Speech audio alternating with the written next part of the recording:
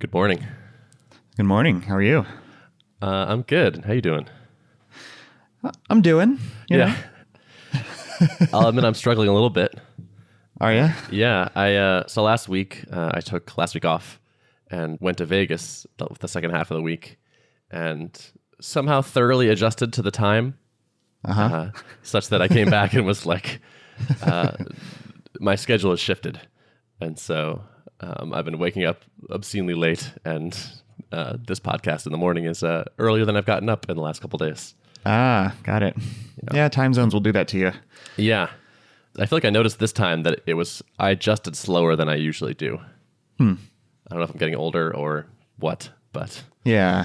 What's the rule of thumb? Like, usually they say like 1 day per hour difference or something? Yeah, exactly. Yeah. Yeah, so like the earlier in the week, I was like staying up later naturally just because I was on vacation, and then got to Vegas and shifted to West Coast, and then came back here. And I was like, my body wants to wake up at like 1 right now. So Yeah.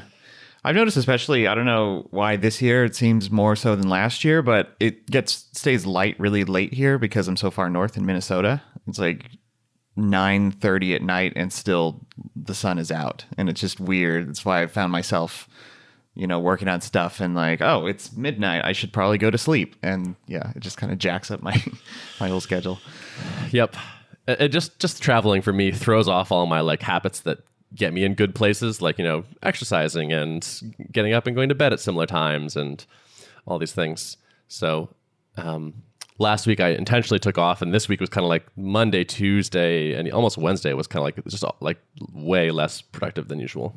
Just a bit of a challenge. And that's like the self-employed thing too, is like I didn't have to like set an alarm and just force myself to kind of get back into it. It's like, oh, well, okay, I'm pretty tired, so maybe I'll just sleep a little bit later. And it's easy to let the days slip away from you. Yeah, it's purely internal motivators, and you don't have that external, like, my boss is expecting me to show up today kind of Totally. thing, right? Yep.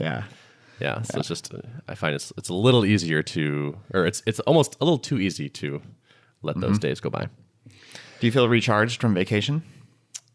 No. Okay. Okay. I didn't feel undercharged before vacation. So I went to Martha's Vineyard for the first half, which is like this island off the coast of Massachusetts. And that was kind of like a relaxing family beach vacation. And that was like definitely restful. The Vegas part was not, as you might expect. I didn't go too crazy or anything, but it's just travel. Like, even just like I took a red eye home and didn't sleep at all. So it's like I had basically pulled an all-nighter, which throws you off for a few days, and plus the time change. And so I really only go to Vegas for MicroConf every year, and something about just being in Vegas is a little bit exhausting. I think it's the stimulation, I don't know, the vibe of the city.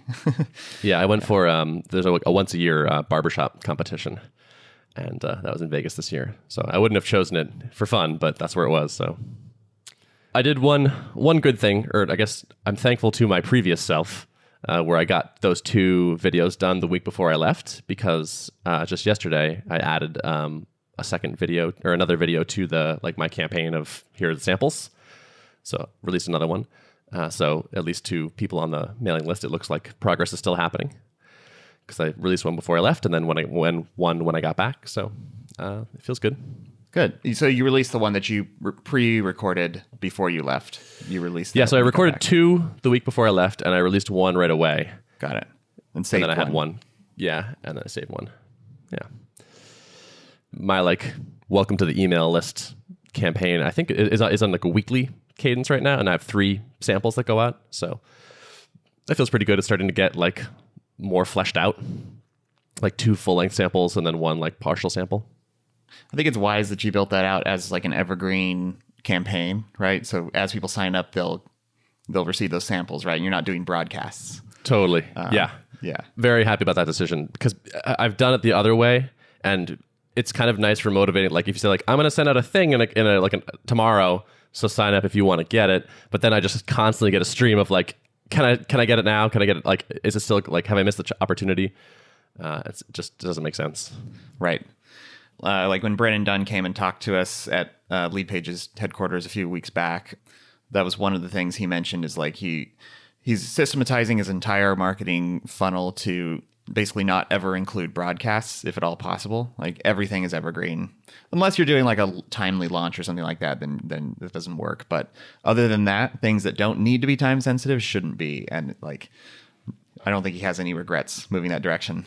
Yeah, I would be surprised. It's nice to know that it just runs. Someone signs up and it just happens. Like that's the whole marketing automation thing, I guess. But I'm getting that benefit. Yeah, building systems and not like a hamster wheel for yourself of having to constantly. I've had a couple people email me and be like, by the way, if you did like a Railscast type thing where you released one of these every week, I would subscribe for a monthly fee. And I'm like, no way. Definitely not. Yeah. Like it's very appealing because it's such a clear value proposition. And I think it would just like people get it right away and are like accustomed to paying for things like that. But I just have no interest in inventing a job for myself right now. Sounds exhausting. And yeah, I mean, like having put out like the weekly iteration on Upcase for I don't know, a year and a half or something. It's a real drag to always know there's more to do. Like you never finish it. That might be my only update for the week is I released that thing, and today I'm hoping to finish a video this week, despite the slow start. So basically between this afternoon and Friday, I'm going to hope to get one done. And that will make 4 videos total if you get one done this week? Yep. So what's your threshold on when you can actually release the product? Yeah, I'm not sure. So just as one data point, I was talking to Adam again, and he said that he pre-released his video course, but did not pre-release his book. And he said that when he launched his book, and it went live, it was like a wonderful, relaxing day because like, okay, you did all this work and now the money just starts rolling in. But when he pre-launched his course, it was like, okay, the money's rolling in and now you have a public commitment to do all this stuff. And it didn't give that same sense of like, okay, I'm done now. Oh yeah, because you weren't done. But the way he described it made it sound like it increased his stress.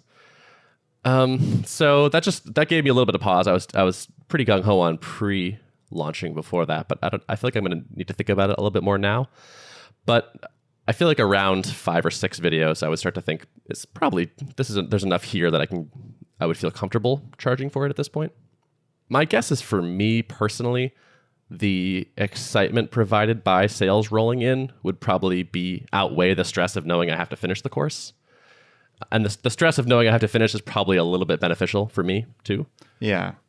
Well, and I think you're already proving that you can stick to a pretty good cadence. So like, as long as you don't feel somehow stressed to move faster than your cadence that you've already set, then I think, it's like something you were already going to do anyways. You were going to keep producing this content, Yeah.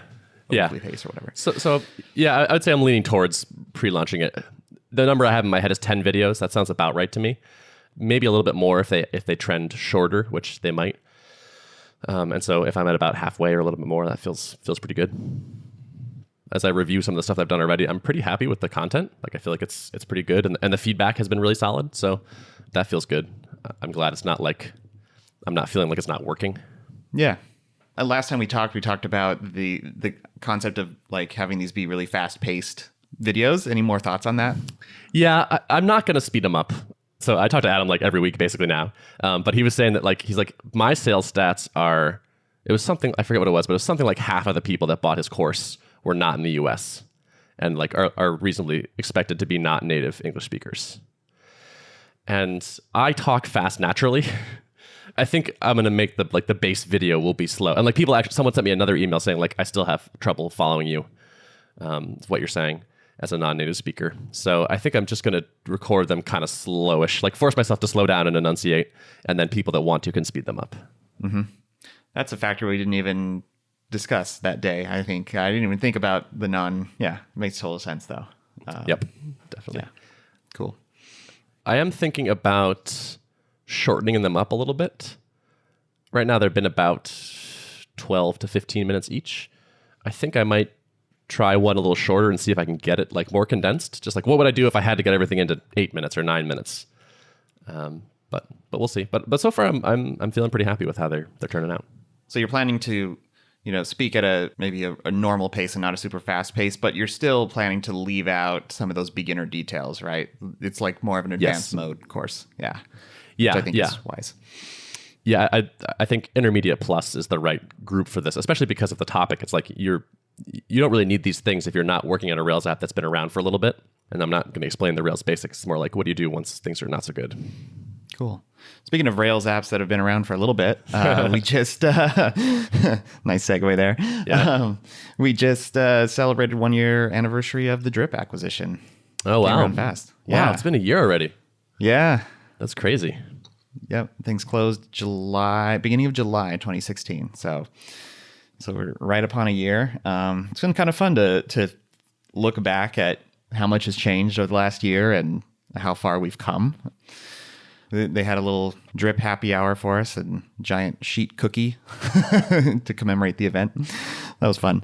Yeah, so we've had a crazy amount of growth. We went from 3 engineers to now 10 on the product team over the last year, which is not, crazy fast hiring pace, but it's fast for us considering how slowly we grew the team pre-acquisition. I mean, some of the positives are like our shipping cadence recently. Like I love being able to show up almost every week here and say like, yeah, we shipped a bunch more stuff this week, and it feels like we were really hitting our stride, which is a good place to be in. And yeah, other highlights, like we launched our free plan, which was something that we had batted around for a long time, but was just not something that would have been feasible to do as an independent company without funding, So Has that been working out well? yeah, I think so. I think it has been. It's been getting a lot of people in the door, and I think it's just helped us to kind of enter more of the mainstream conversation. I mean, if you look at the stats, like those various sites that kind of rank what companies have percentage market share or whatever, I think even pre-acquisition, we were in the top 10 for marketing automation, up alongside HubSpot and Infusionsoft and Marketo and these really giant players. So that was already a big indicator that we were onto something and that we were starting to make, penetrate the market pretty well. But I think more and more it's becoming clear that, with the free plan and just kind of with the momentum that we have, it's like Drip is seeming to enter the conversation a lot more now, which is really fun to see. Yeah, that's pretty badass. So yeah, that's good stuff. But yeah, I think this week I won't sugarcoat it. I have felt probably more stress than I have in the last few weeks. It's just a product of kind of doing real life, large scale SaaS application work.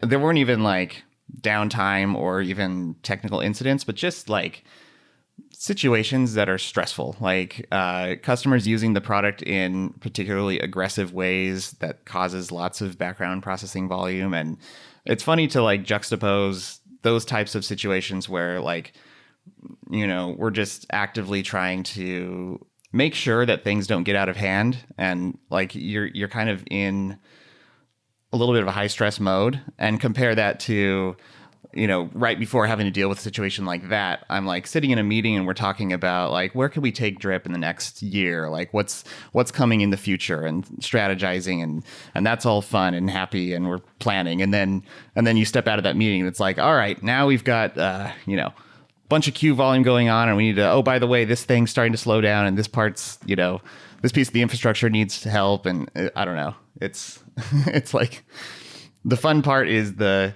high level thinking and the planning and thinking about where we're going to take the product, and then reality smacks you in the face, So you're feeling stress around the scaling bits of it? I think that's predominantly what it is. Yeah, it's partly the nature of Drip is, we take in so much data and we have so many powerful tools around automation that people are able to do some pretty crazy things. And sometimes it's like difficult to optimize the infrastructure for every single use case that everyone's using it for. And I think that's been a recurring theme and something we continually bump up against. And on the one hand, it's a fun, challenging engineering problem, but it does wear on you. So yeah, that's interesting. I was thinking that because I feel like I remember you describing the scaling challenges as like one of the benefits or one of the interesting things about the running that business. And like your blog is called Scaling SaaS. Mm-hmm.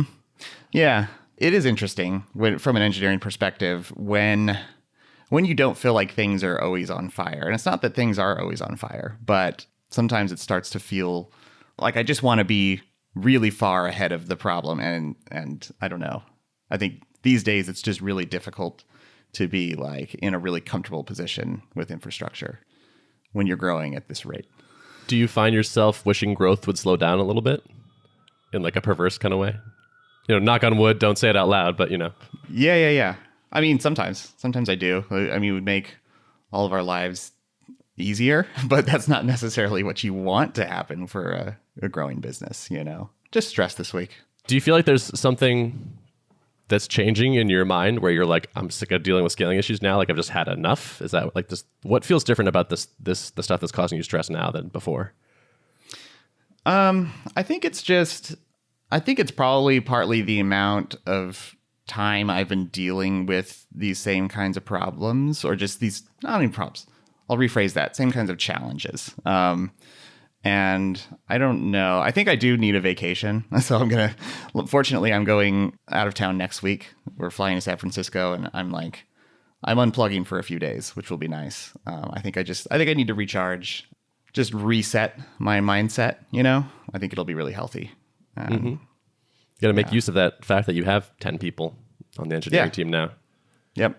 We have a lot of smart, capable people who are able to think about these problems, and it's not all on my shoulders. I have to remind myself that, Well, I mean, I feel like these weeks are kind of inevitable.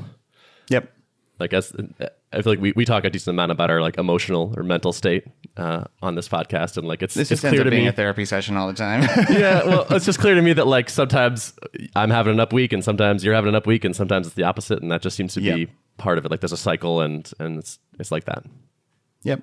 I don't think it's worth hiding any of this stuff too. Like, we could just sugarcoat it and be like, oh yeah, everything's great. But I mean, when you are running a SaaS app, you're essentially responsible for keeping a service alive for thousands of customers. And that's not without its stresses, it's definitely worth it, but it's real life. 100%. So. No, I appreciate you sharing that. Yeah. Well, I'd be curious to hear how the vacation works for you, or just like what you're feeling like next week or the week after that. Yeah. It's difficult for me to take a vacation and truly unplug my mind from problems. Like even if I unplug the computer, it's hard to unplug my mind. So I'm going to try my hardest to do that because I think I need it. Yeah. Yeah. That could be useful. Yeah. Meditation works pretty well for me for that kind of thing. Like when I'm doing it regularly, I'm better at noticing when I'm thinking about a thing when I don't want to. Like I try to not think too much about work stuff in the evening. And I find myself like doing the meditation in the morning just makes me more aware of my thoughts. And so I'm quicker to notice, oh, I'm doing the thing where I think about the work stuff, and I just kind of redirect away. So I don't know, maybe useful. Yeah. I haven't, when we took our last trip out to California and then came back, I haven't gotten back on the yoga train of, which I would like to for, it's my primary source of exercise, and I haven't been getting a lot of that in lately. So that probably contributes too. It's all related, Yeah, I would be amazed if it didn't. Yeah. It's ridiculous how important that is. I think that's honestly part of me failing to bounce back has been a similar thing, where like the first couple days I was back, I didn't move around enough. I was kind of like recovering from the flight, and so like sleeping a bunch and just like staying in I don't think I left my apartment at all the first day I was home. And then like finally Tuesday evening, I went and like did a rowing workout and then did some stretching, and like it's like, oh, what a difference. Yeah.